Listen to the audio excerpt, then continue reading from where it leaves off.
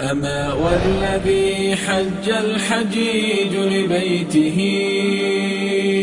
ولبوا له عند المهل وأحرموا وقد طأطأوا تلك الرؤوس تواضعا لعزته تعنو الوجوه وتسلم يهلون بالبيداء لبيك ربنا لك الملك والحمد الذي أنت تعلم دعاهم فلبوه رضا ومحبة فلما دعوه كان أقرب منهم والذي حج الحجيج لبيته. الحمد لله رب العالمين والصلاة والسلام على نبينا محمد وعلى آله وصحبه أجمعین. بینندگان عزیز و ارجمند، السلام علیکم و رحمت الله و برکاته. در این برنامه انشاءالله به حول و قوه الهی میپردازیم به بیان مسائل و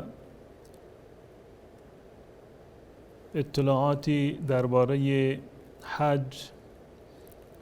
که یکی از ارکان دین اسلام هست. این واقعا نشان فضل و رحمت الله متعال هست که عباداتی را که به عنوان وسیله تقرب به الله متعال و وسیله رسیدن به بالاترین مقام قرب و نزدیکی الله متعال، این مسائلی را که و احکامی را که الله متعال برای من و شما مقرر کرده متنوع هست و قطعا این برگرفته و نشأت گرفته از رحمت و لطف الله متعال به بندگانش هست. اگر ما همین ارکان دین اسلام را نگاه بکنیم، عباداتی را که به عنوان اساسی ترین و اصلی ترین پایه های دین مبین اسلام هستند، نماز، زکات، روزه و حج، هر یکی از این عبادات را وقتی که ما نگاه میکنیم با عبادت دیگر متفاوت هست. نماز یک عبادتی هست که صرفاً بدنی هست، یعنی این که برای این که کسی بخواهد نماز بخواند و به مسجد برود نیازی به مال و ثروت نیست. هم فقیر و هم غنی و ثروتمند و هم انسان سالم و صحتمند و هم انسان رنجور و بیمار می توانند که این عبادت را انجام بدهند، منتها با تفاوت و رخصت هایی که الله متعال درباره نماز قرار داده. اگر کسی می تواند در مرحله اول باید ایستاده نماز بخواند و اگر ایستاده نمی توانست بنشیند نماز بخواند و اگر نمی تواند رکوع و سجده بکند با اشاره این کار رو انجام بدهد و اگر نشسته هم نمی تواند در حالت دراز کشیده این عبادت رو انجام بدهد. هیچ تفاوتی در میان فقیر و ثروتمند در این زمینه وجود ندارد.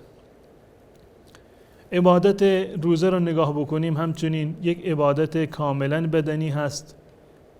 برای روزه گرفتن نیازی به مال و ثروت و پول نیست. عبادت زکات رو نگاه بکنیم میبینیم که یک عبادتی هست مخصوص ثروتمندان، کسانی که یک مبلغ مالی رو دارند با شرایط مشخصی که از جانب الله متعال در این زمینه تعیین شده. اما وقتی که به حج برمیگردیم و حج را نگاه میکنیم میبینیم که یک عبادتی هست که هم جانی هست و هم مالی هست. یعنی برای انجام حج انسان مسلمان هم باید از جان خودش مایه بگذارد، زحمت‌ها و مشقت‌های سفر را باید به جان بخرد، هزاران کیلومتر را باید طی بکند تا اینکه به مکه و به محل مراسم حج برسد و هم از مال و سرمایه خودش باید مایه بگذارد. بدین معنی که باید مبلغی را داشته باشد به عنوان خرج راهش باشد، به عنوان خرج و نفقه‌ای باشد برای اهل و خانواده‌اش و همچنین هزینه برگشت را داشته باشد. تمام این موارد را وقتی که ما نگاه میکنیم به این نتیجه میرسیم که حج یک عبادت هم جانی است و هم مالی و حتی در شرایط وجوب حج هم این دو نقطه مد نظر شریعت هست. یعنی این که انسان مسلمان هم باید سالم و تندرست باشد و هم این که ثروتمند باشد تا این که حج بر او اساساً واجب بشود. حج یعنی عزم سفر به خانه کعبه و بیت الله الحرام و مشاعر مکه مکرمه در یک زمان مشخص برای انجام کارهای مشخص و تعیین شده و تعریف شده از جانب الله و رسول الله صلی الله علیه و سلم. و خود کلمه حج و واژه حج به معنی قصد کردن هست، یعنی تصمیم گرفتن برای رفتن به یک جا و یک محلی. و از نظر شرعی هم تعریفش این بود که من خدمت شما برادران بزرگوار اینو عرض کردم. و از نظر شرعی حکم حج این هست که حج یکی از ارکان دین مبین اسلام شمرده می شود و حج فرض عین هست بر تمام انسانهای مکلف و توانمند و مستطیع، یعنی بر تمام افراد مسلمان و تمام اشخاصی که مسلمان هستند و از جانب الله متعال مکلف هستند و مورد خطاب الله متعال قرار گرفتند، با شرط این که مستطیع باشند، توانمند باشند، که خود این استطاعت و توانمندی یک تعریف خاصی در فقه اسلامی دارد که انشاءالله در برنامه‌های آتی به صورت مفصل خدمت شما عرض خواهم کرد. پس بنابراین حج یکی از ارکان و واجبات هست، یکی از اصول دین مبین اسلام هست و فرض عین هست بر تمام مسلمانانی که مکلف و مستطیع و توانمند هستند. دلایل وجوب و فرضیت و رکن بودن حج همانند دیگر ارکان اسلام برگرفته از قرآن کریم و احادیث رسول الله صلی الله علیه و سلم هست. ما به عنوان یک مسلمان اصول اعتقادی خودمان را و اصول عبادی و شرعی خودمان را فقط و فقط از مصدر و منبع قرآن کریم و احادیث رسول الله صلی الله علیه و سلم میگیریم. بدین خاطر هست که اگر شما کتاب‌های فقهی رو مراجعه بکنید و مطالعه بکنید میبینید که فقها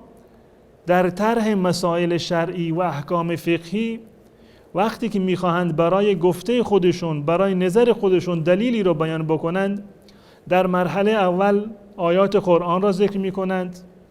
و در مرحله بعدی سنت رسول الله صلی الله علیه و سلم را و در مرحله سوم اجماع هست، یعنی اتفاق و دیدگاه واحدی که مسلمانان در طول تاریخ درباره برخی از مسائل داشتند. در باب حج هم وقتی که برمیگردیم به آیات قرآن کریم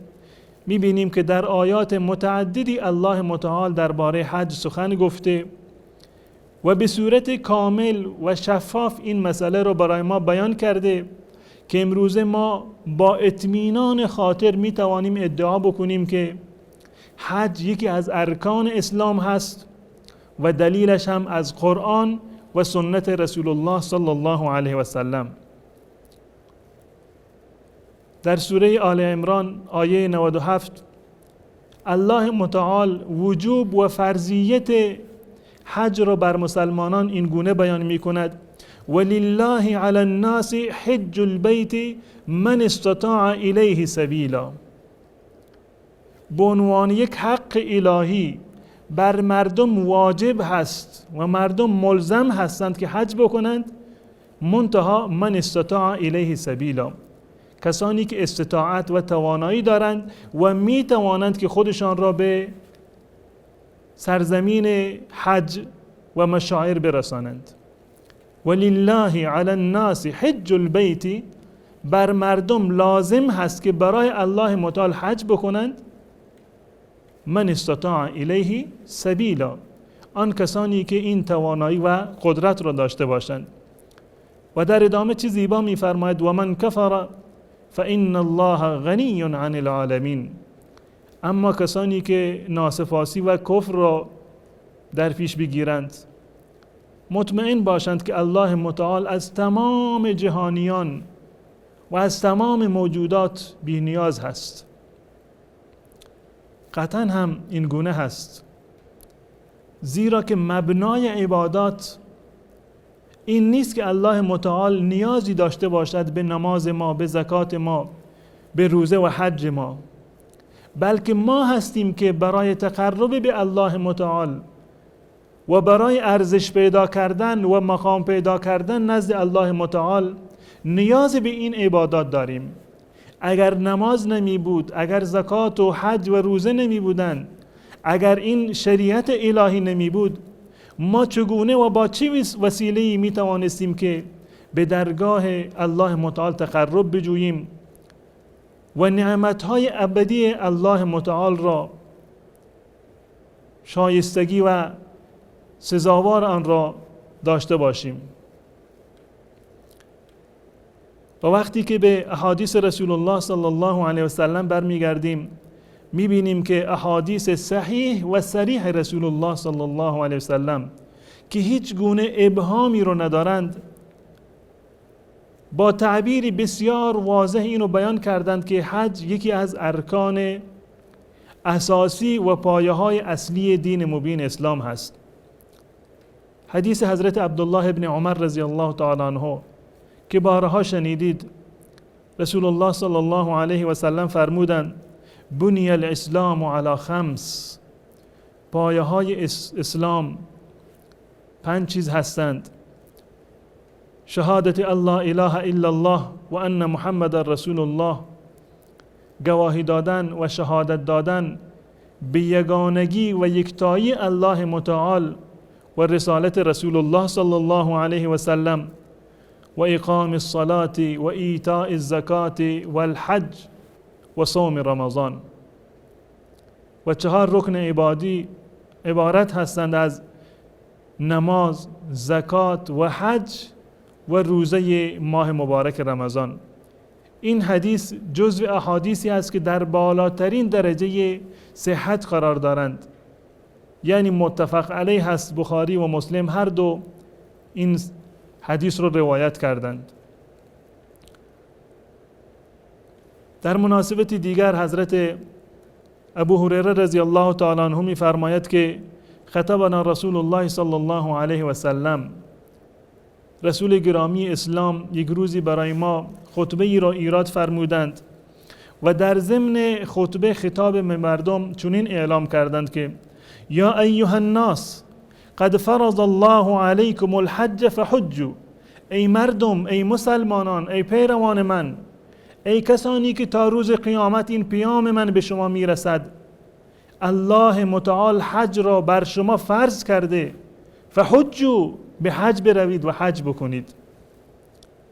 زمانی که مردم و اصحاب رسول الله صلی الله علیه و سلم این فرموده رسول الله صلی الله علیه و سلم را شنیدند، از آنجایی که حریص بر کار خیر بودند، میخواستند که فرموده های رسول الله صلی الله علیه و سلم را به شکل کاملتر و بهتری دریافت بکنند و بر آن عمل بکنند، یکی از حاضران پرسید که یا رسول الله اکل عام یا رسول الله، آیا هر سال ما باید حج بکنیم؟ آیا بر ما لازم هست که هر سال به خانه کعبه به قصد انجام حج برویم؟ رسول الله صلی الله علیه وسلم سکوت فرمودند و جوابی ندادند. اون صحابی تا چند مرتبه دیگر و تا 3 بار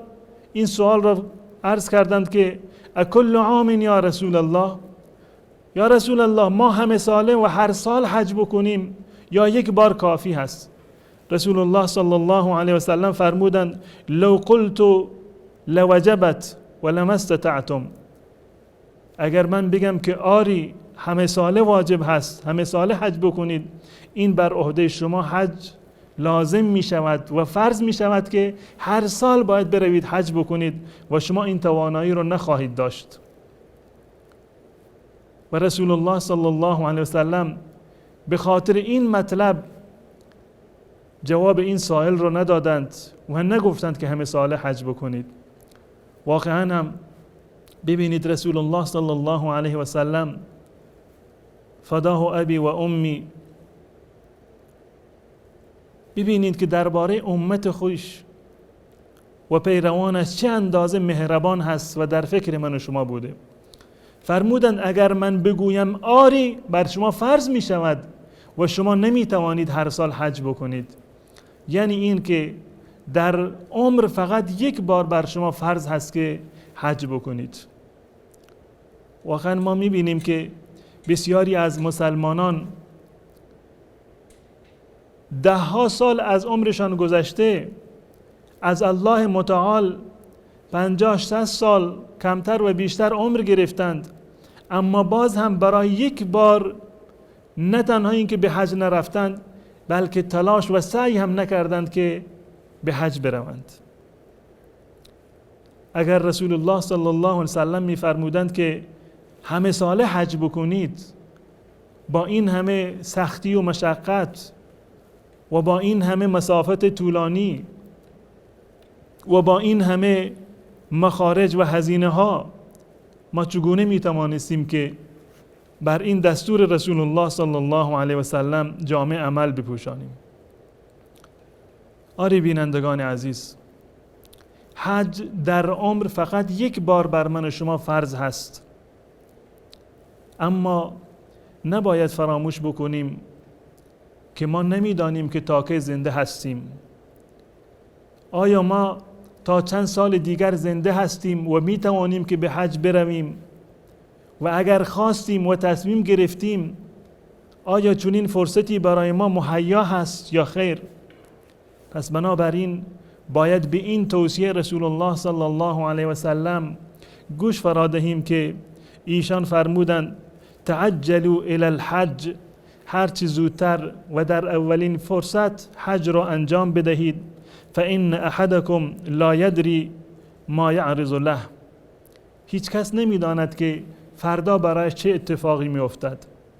هیچ کسی از من و شما نمیدانیم که تا کی زنده هستیم و بالفرض که زنده باشیم آیا شرایط مهیا خواهد بود و ما از نظر جانی و مالی این توان و قدرت را خواهیم داشت که به حج برویم یا خیر؟ پس بنابراین اکنون که توان دارید، اکنون که مال دارید، اکنون که برایتان میسر هست که به خانه خدا بروید، بهتر هست که هر چه زودتر این کار را انجام بدهید و این فریضه الهی را از گردن خودتان ادا بکنید. واقعا چه زیبا هست که انسان مسلمان تمام فرایض و اصول اسلامی را انجام داده باشد. الحمدلله که نمازگزار هستید و ممکن هست در هر کجا باشید این فریضه الهی را انجام بدهید. روزه را در هر جایی که باشید می توانید انجام بدهید. و اگر الله متعال به شما مال و ثروتی داده، الله متعال در مال و ثروت شما برکت بدهد و قطعا هم انشاءالله که زکاتش را به مستمندان پرداخت خواهید کرد. و چه زیباست که در کنار تمام این عبادات فریضه حج را هم انجام بدهید تا این که پایه های دین مبین اسلام و دیانت شما کامل باشد. شهادت الله اله الا الله و ان محمد رسول الله و اقام الصلاة و ایتاء الزکات و الحج و صوم رمضان. پس بنابراین اگر بر این توصیه رسول الله صلی الله علیه و سلم عمل کردید، پس بنابراین دین شما دارای 5 ستون هست. همون گونه که در باور و اعتقاد به این مطلب پایبند هستید و معتقد هستید، چه زیباست که در عمل هم ما این 5 ستون را در کنار هم داشته باشیم تا اینکه دین ما یک دین کاملی باشد و این عمل به شریعت اسلامی انشاءالله در دنیا و آخرت موجب سعادت و سرفرازی و سربلندی من شما انشاءالله بگردد. تا برنامه دیگر که در خدمت شما عزیزان خواهم بود، تمام شما را به الله متعال می سپارم. السلام علیکم و رحمت الله و برکاته. أما والذي حج الحجيج لبيته ولبوا له عند المهل وأحرموا وقد طأطأوا تلك الرؤوس تواضعا لعزته تعنو الوجوه وتسلم يهلون بالبيداء لبيك ربنا لك الملك والحمد الذي أنت تعلم دعاهم فلبوه رضا ومحبة فلما دعوا